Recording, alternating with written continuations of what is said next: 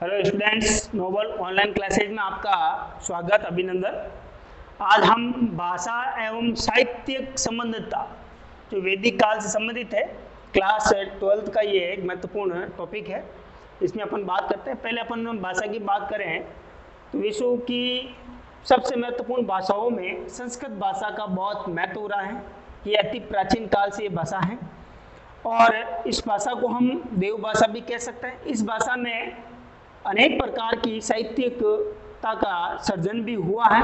जैसे अपन ले लें, वेद ले लें, उपनिषद ले लो, आरण्यक ले लो, महाभारत ले लो, रामायण ले लो, और अनेक महाकवि भी इसमें हुए हैं। जैसे अशुघोष हुआ है, जैसे कालिदास हुए जिन्होंने अभिज्ञान शाकुंतलम, रघुवंशम, कुमार संभवम और मालविकाग्नि मित्रम, विक्रमो उर्वश्यम नाटक भी लिखे हैं।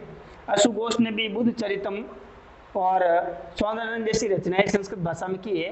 मर्चकटिकम और मुद्रा राक्षसम, नाना प्रकार की रचनाओं का समावेश भी इसमें किया गया। भास के नाटकों का वर्णन भी संस्कृत भाषा में रचित है।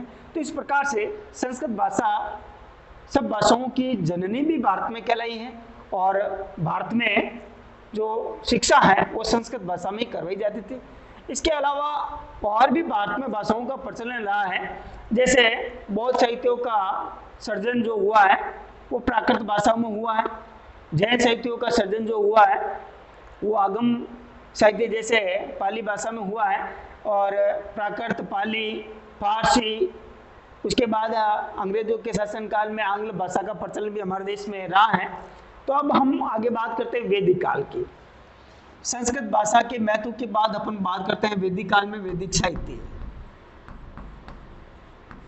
वैदिक साहित्य की बात करें तो जैसे कि इसके पहले वाले वीडियो में मैंने वेदों के बारे में भी अध्ययन करवाया था कि वेद कितने, वेद है 4। हमारे ऋषि मुनियों ने ज्ञान का संग्रहण कर ज्ञान को आगे बढ़ाने के लिए जो कार्य किया वो वेद है। वेद 4 है। वेद अपौरुषीय है।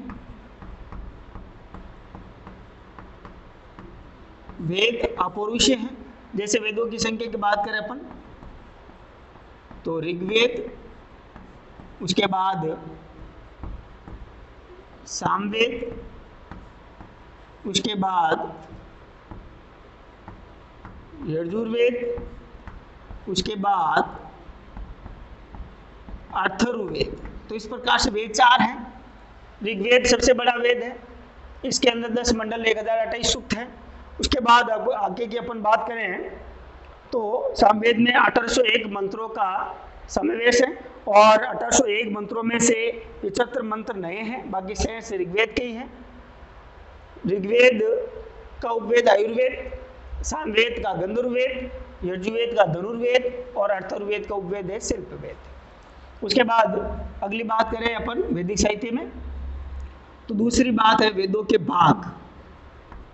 वेदों के भाग 4 हो गए। संहिता, ब्राह्मण, आरण्यक और उपनिषद, ये 4 भाग हो गए। उसके बाद वेदांग की बात करें नंबर 3। वेदांग, वेदों के अंग हो गए 6। शिक्षा, व्याकरण, कल्प, निरुक्त, छंद और ज्योतिष। तो इस प्रकार से ये हो गए आपके वैदिक साहित्य। उसके बाद आगे की बात करें अपन पुराण। वैदिक साहित्य में पुराणों का बहुत महत्व रहा।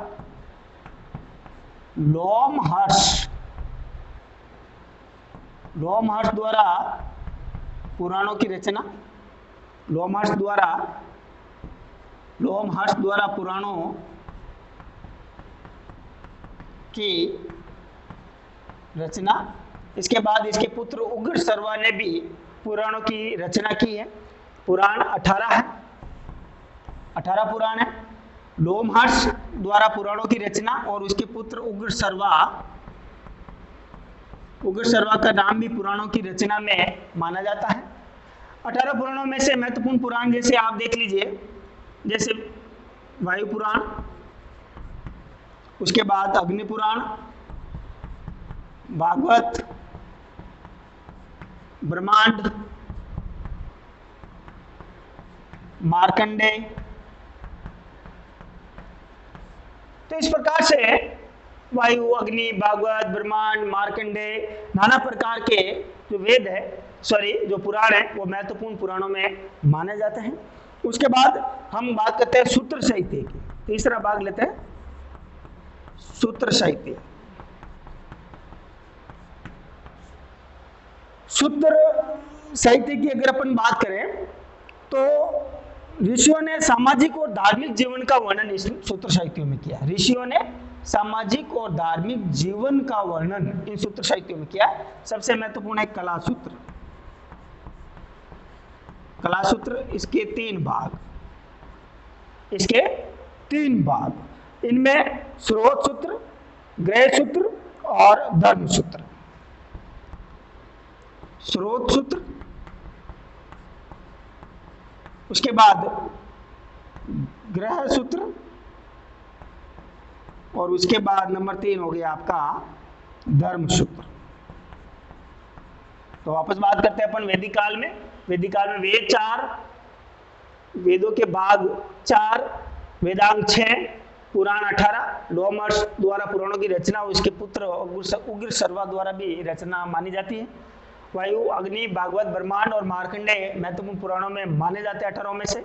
सूत्र साहित्य में ऋषियों ने सामाजिक और धार्मिक जीवन का वर्णन किया गया है, ऐसा ऋग्वेद और अथर्ववेद में भी बताया गया है।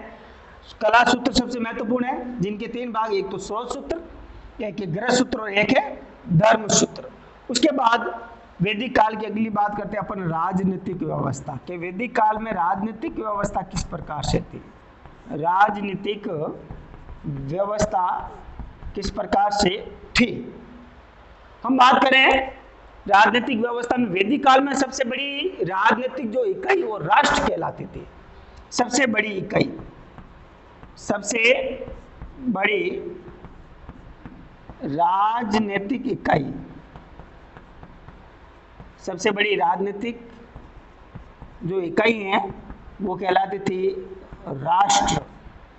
वैदिक काल में बात करते अपन टॉपिक नंबर 2, राजनीतिक व्यवस्था। राजनीतिक व्यवस्था में राजनीतिक की सबसे बड़ी जो इकाई थी वैदिक काल में वो कहलाती थी राष्ट्र। और सबसे छोटी इकाई, सबसे छोटी इकाई,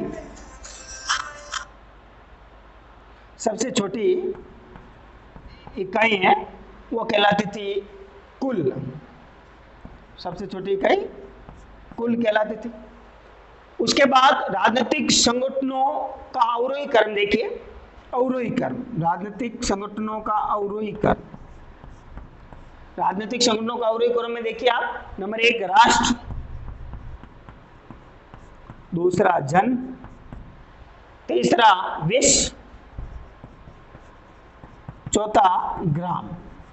वापस बात कर ले अपन वैदिक काल राजनीतिक व्यवस्था। राजनीतिक व्यवस्था में वैदिक काल में सबसे बड़ी राजनीतिक जो इकाई वो राष्ट्र कहलाती थी। उस समय राष्ट्र प्रांतों या राज्यों को राष्ट्र कहा जाता था। उसके बाद सबसे बड़ी राजनीतिक इकाई राष्ट्र और सबसे छोटी इकाई राजनीतिक इकाई कुल कहलाती थी। राजनीतिक इकाइयों या संगठनों का अवरोहीकरण देखिए आप, सबसे पहले राष्ट्र, उसके बाद जन, उसके बाद विश्व, उसके बाद ग्राम। उसके बाद अब आगे बात करते हैं अपन विश्व का मुखिया विश्वपति, जन का मुखिया गोप और गांव का मुखिया ग्रामणी कहलाता था, और कुल का मुखिया कुलुप। कुल का मुखिया कुलुप और ग्राम का मुखिया कहलाता था ग्रामणी। उसके बाद जन का मुखिया कहलाता गोप और विश्व का मुखिया विश्वपति कहलाता था। इस प्रकार से वैदिक काल में ये महत्वपूर्ण राजनीतिक व्यवस्थाएं हुआ करती थी। उसके बाद हम करते हैं अगली बात, राजनीतिक व्यवस्था में एक बात करेंगे अपन सभा। राजनीतिक व्यवस्था में एक बात करते हैं अपन सभा। राजनीतिक व्यवस्था में ये सबसे छोटी संस्था थी। यह एक छोटी संस्था थी, एक छोटी संस्था थी। इसमें सभा की बात कर रहे हैं अपन। वैदिक काल में राजनीतिक व्यवस्था में, वापस एक बार फिर, राजनीतिक व्यवस्था, सबसे बड़ी राजनीतिक इकाई राष्ट्र, सबसे छोटी इकाई कुल। और एक क्रम में देखें अपन राजनीतिक व्यवस्था तो राष्ट्र, जन, विश्व और गांव। उसके बाद बात करते हैं अपन गांव का मुखिया ग्रामणी, विश्व का मुखिया विश्वपति, जन का मुखिया गोप और कुल का मुखिया कुल्लू कहलाता था। उसके बाद राजनीतिक व्यवस्था में आगे बात करते हैं अपन सभा। ये एक छोटी संस्था थी। इसमें वरिष्ठ व्यक्ति या ज्येष्ठ व्यक्ति भाग लेता था। ज्येष्ठ व्यक्ति ही भाग लेते थे। तो इस प्रकार से ये सभा है। अब है दूसरी, लेते अपन समिति की बात करते हैं। इस समिति के अंदर ये सभा से बड़ी संस्था थी, सभा की तुलना में बड़ी एक संस्था थी, बड़ी संस्था थी। इसमें राजनीतिक विषयों, आर्थिक विषयों, सामाजिक विषयों, धार्मिक विषयों पर चर्चाएं हुआ करती थी। और इस समिति के अंदर राजा भी भाग लेता था, अपना निर्णय, अपना विचार विमर्श करता था। वापस सभा ये छोटी संस्था थी, इसमें वरिष्ठ व्यक्ति या ज्येष्ठ व्यक्ति भाग लेते थे। समिति ये बड़ी संस्था थी, यानी सभा से बड़ी समिति संस्था थी। उसके बाद इसमें सामाजिक, धार्मिक, राजनीतिक कार्यों के विषयों पर चर्चा होती थी। और इस समिति के अंदर एक प्रतिनिधि के तौर पर व्यक्ति भी इसमें शामिल होते और राजा भी इसमें सम्मिलित होता और अपने विचार विमर्श प्रस्तुत करते थे। तो इस प्रकार से ये राजनीतिक व्यवस्था वैदिक काल में हो गई। अब हम आगे बात करते हैं सामाजिक जीवन की। सामाजिक जीवन की अपन बात करते हैं कि वैदिक काल के अंदर सामाजिक व्यवस्थाएं किस प्रकार से थी। पार्ट नंबर 3, वैदिक काल में सामाजिक व्यवस्था।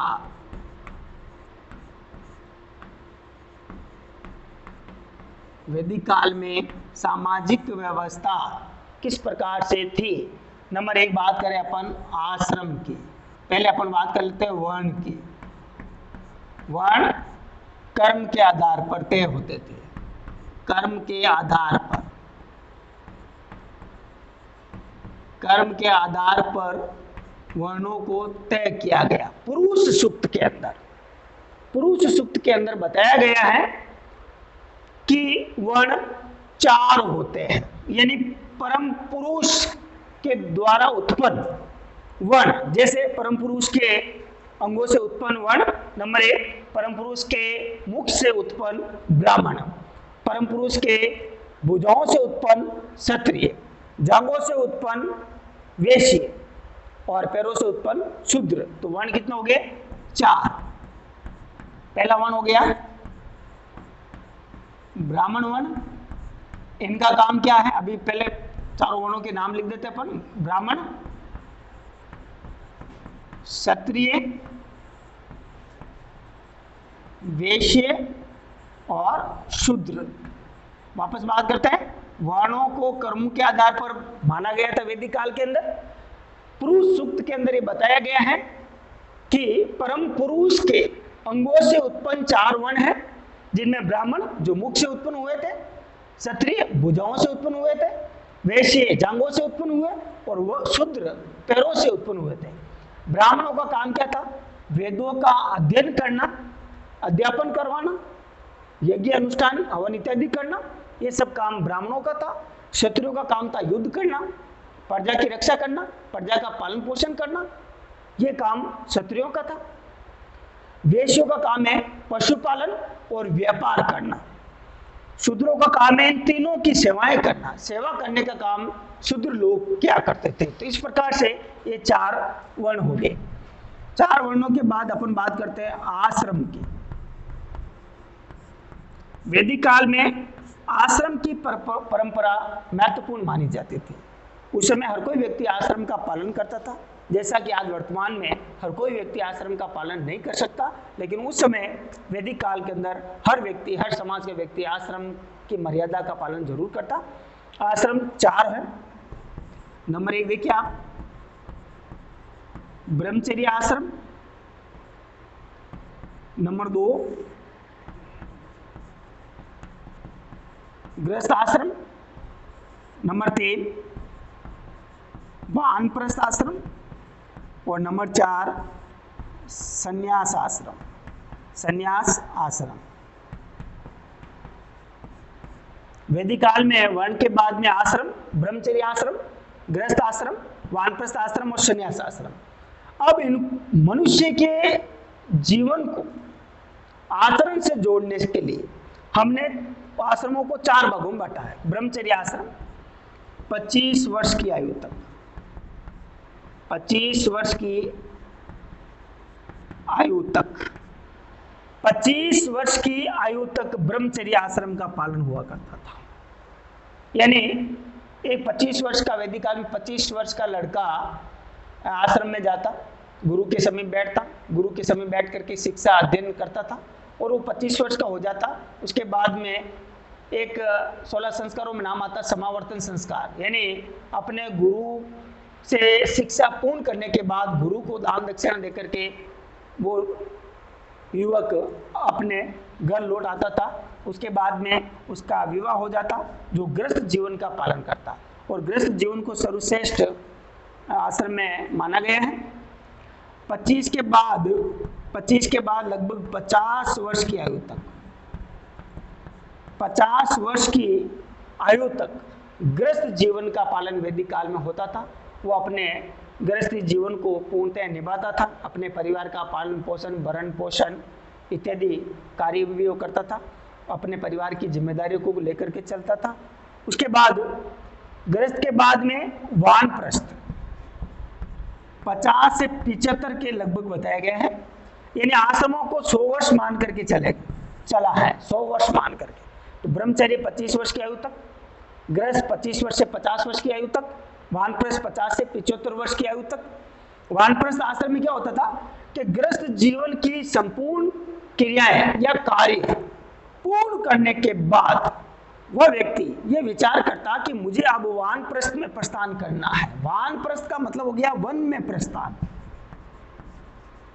वन में प्रस्थान, यानी अपने परिवार को छोड़ करके वह व्यक्ति वन में गमन करता, वन में कुटिया बना करके वहां पर शिक्षाओं को आगे बढ़ाने का काम करता, भगवान की भक्ति करने का कार्य भी करना शुरू कर देता था। इस प्रकार से इसको अपन वानप्रस्थ आश्रम कहते हैं। उसके बाद वानप्रस्थ से निर्वृत्त होकर व्यक्ति 75 से आजीवन मृत्यु तक जब तक वो जीवित रहता तब तक वो संन्यास आश्रम में रहता था। संन्यास आश्रम की अवधि 75 वर्ष से अधिक है, और जो व्यक्ति 100 साल, 95 साल, 80 साल जितना भी जिए तब तक वो संन्यास आश्रम में ही रहता। संन्यास आश्रम में भगवान की पूर्ण रूप से निष्ठा, भगवान की भक्ति भावना, पूजा अर्चना करना, गेरुआ वस्त्र धारण कर लेना, हाथ में कमंडल लेना, और अपना जो भोजन इत्यादि हैं वो स्वयं नहीं बनाता। महत्वपूर्ण जो वर्ण है जैसे ब्राह्मण है, क्षत्रिय है, इनके घरों में जाना, इन लोगों से भिक्षाएं लेना और अपना जीवन यापन करने का काम इन आश्रमों में, इन संन्यास आश्रम में हुआ करता था। उसके बाद अगली बात अपन करते हैं नंबर 3 ऋण के वैदिक काल में ऋण कितने प्रकार के थे? 3 प्रकार के। पहला ऋषि ऋण, इसको अपन देव ऋण भी कहते हैं। ऋषि ऋण, देव ऋण और पितृ ऋण, ये 3 प्रकार के कर्ज मनुष्य के ऊपर आज भी है, उस समय भी हुआ करते थे। ऋषि ऋण यानी आज हमें इन ऋषियों के कारण ही विभिन्न प्रकार का ज्ञान देखने को मिल रहा है, पढ़ने को मिल रहा है, और इनकी ही बदौलत आज हमने इतना पूर्णतया भारत में ज्ञान प्राप्त किया, और इन्हीं की बदौलत आज भारत विश्व गुरु कहलाया है। तो ऋषियों का ऋण भी हमारे ऊपर है। उसके बाद देव ऋण, देवताओं की स्तुति हवन इत्यादि करके यज्ञ अनुष्ठान करके भी हम देव ऋण को चुका सकते हैं। पितृऋण, पितृऋण का मतलब है माता पिता से संबंधित। इन माता पिताओं के कारण ही आज हमने ये दुनिया, ये संसार हमने देखा है, और इस संसार के अंदर अपन विचरण करते हैं, तरह तरह की क्रियाकलाप भी अपन इसी संसार के अंदर कर रहे हैं। तो पितृऋण के अंदर हम माता पिता की सेवा अर्चना करके, उनकी पूजा पाठ करके, उनके कार्यों को आगे बढ़ा करके भी इनके ऋण को चुका सकते हैं। हालांकि संसार में ऐसा कोई व्यक्ति नहीं है जो अपने माँ और पिता यानी माता और पिता के ऋण को चुका सकता है, कोई नहीं चुका पाया है, लेकिन हम प्रयास करके इस ऋण को थोड़ा कम कर सकते हैं। उसके बाद अगली पंच महायज्ञ, पंच महायज्ञ, 5 महायज्ञ वैदिक काल में बताए गए। नंबर 1 ब्रह्म यज्ञ, ब्रह्म यज्ञ। उसके बाद देव यज्ञ, उसके बाद पितृयज्ञ, पितृयज्ञ। उसके बाद ब्रह्म यज्ञ, देव यज्ञ, पितृयज्ञ, भूत यज्ञ।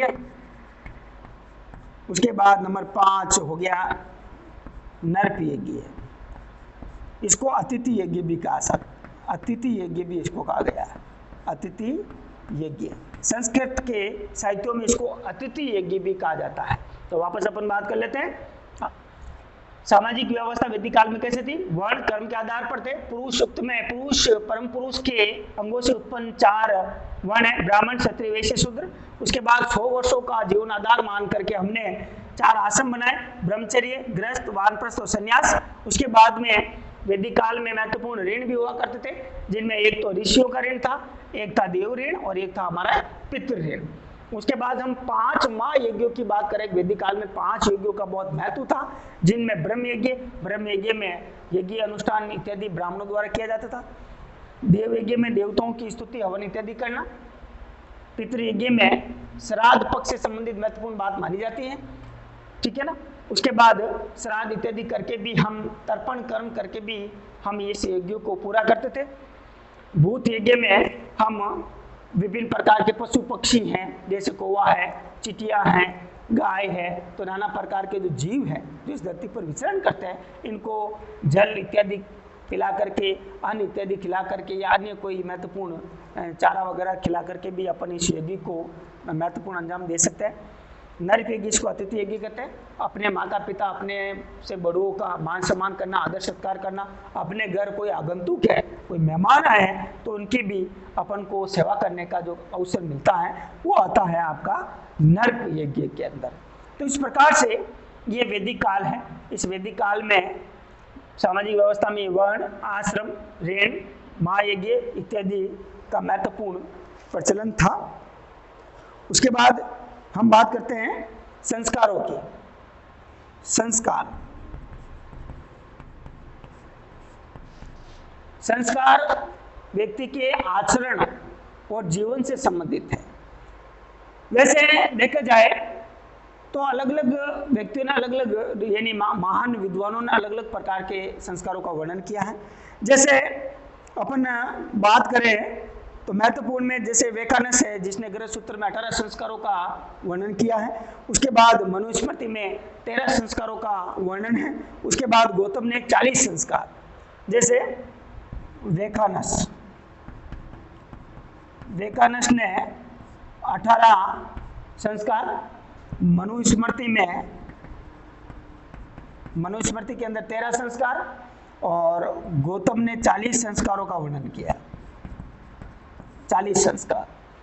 अब संस्कार वर्तमान में 16 संस्कार है, जिसको अपन मानते हैं वर्तमान में 16 संस्कारों का वर्णन मिलता है। 16 संस्कारों में जैसे गर्भाधान, पुंसवन और सीमंतोनयन, 3 ऐसे संस्कार है। 16 संस्कारों में गर्भाधान, पुंसवन और सीमंतोनयन। गर्भाधान, पुंसवन और सीमंतोनयन,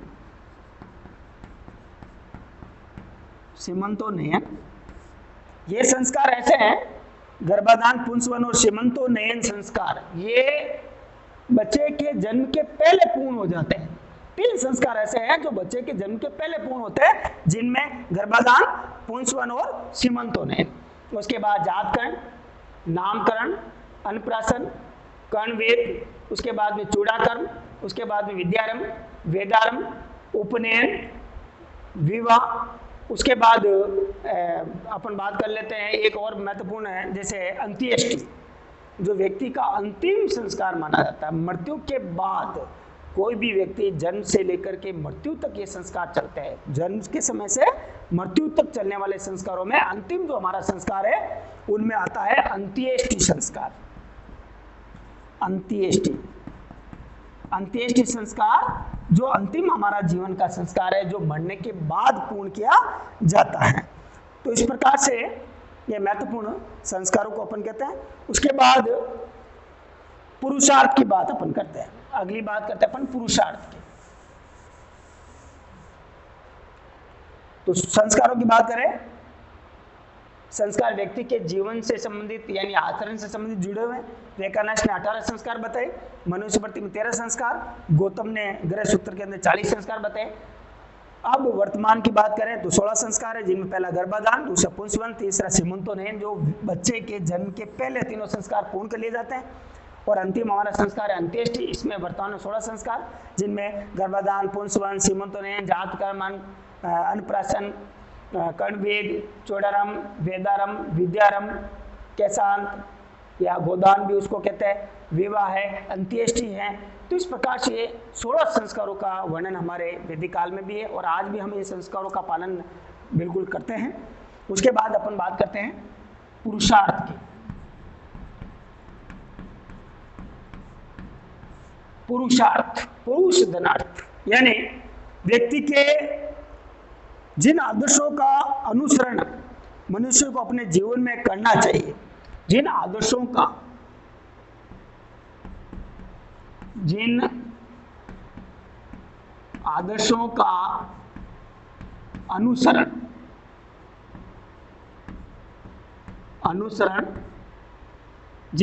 अनुसरण हमें मानव जीवन में करना चाहिए,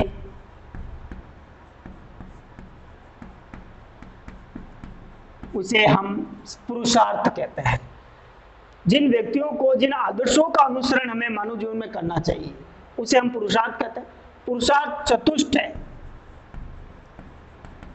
पुरुषार्थ चतुष्ट है, 4 पुरुषार्थ है। सबसे पहला आता है धर्म, उसके बाद आता है काम, उसके बाद आता है धर्म अर्थ काम धर्म, दूसरा लेते हैं अपन अर्थ, तीसरा आता है काम और चौथा आता है मोक्ष। 4 पुरुषार्थ है, पुरुषार्थ चतुष्टय होते हैं, धर्म, अर्थ, काम और मोक्ष। धर्म का मतलब है धर्म का प्रचार प्रसार करना, धार्मिक कार्य करना इत्यादि काम जो होता है वो धर्म से संबंधित। आज वर्तमान में धार्मिक भावनाएं लोगों में कूट कूट करके भरी हुई हैं। अर्थ का मतलब है जीविकोपार्जन करना। मनुष्य अपने जीवन में जीविकोपार्जन करके अपने परिवार और गृहस्थी जीवन का पालन भी करता है। काम का मतलब होता है कि महत्वपूर्ण बात अपन करें एक सुविधा भोग से संबंधित, काम में सुविधा भोग होती है। मोक्ष का मतलब अपने जीवन का अंतिम लक्ष्य वो होता है मोक्ष प्राप्त करना। जैसा कि जैन धर्म में और बौद्ध धर्म में भी व्यक्ति का, महावीर स्वामी ने, महात्मा बुद्ध ने भी यही कहा, हमारे जीवन का अंतिम ध्येय होना चाहिए मोक्ष प्राप्त करना। मोक्ष प्राप्त का मतलब हो गया जीवन मरण के बंधन से मुक्ति। जीवन मरण के बंधन से मुक्ति, बंधन से मुक्ति यानी मुक्त हो जाना। बार बार जन्म लेना, मरना, ऐसी प्रक्रियाएं जिनको हमें हमेशा से छुटकारा पाना है, तो वो है मोक्ष। मोक्ष का मतलब हो गया जीवन मरण के बंधन से मुक्ति। जैसा कि जैन धर्म में भी बताया गया है, बौद्ध धर्म में भी कहा गया है, महावीर स्वामी जी ने और महात्मा बुद्ध ने कहा है कि बार बार जन्म लेना, पुनर्जन्म होना करना ये लोग नहीं मानते थे। उन्होंने कहा है व्यक्ति मरने के बाद में मोक्ष प्राप्त कर लेता है, जीवन मरण के बंधन से वो हमेशा के लिए मुक्त हो जाता है। तो इस प्रकार से ये महत्वपूर्ण बातें हुई हैं। उसके बाद आज अपन इस वीडियो में इतना ही अध्ययन करेंगे, और अगर कोई भी इनमें वैदिक काल से संबंधित कोई समस्या है तो आप जरूर कमेंट्स बॉक्स में लिखें। धन्यवाद।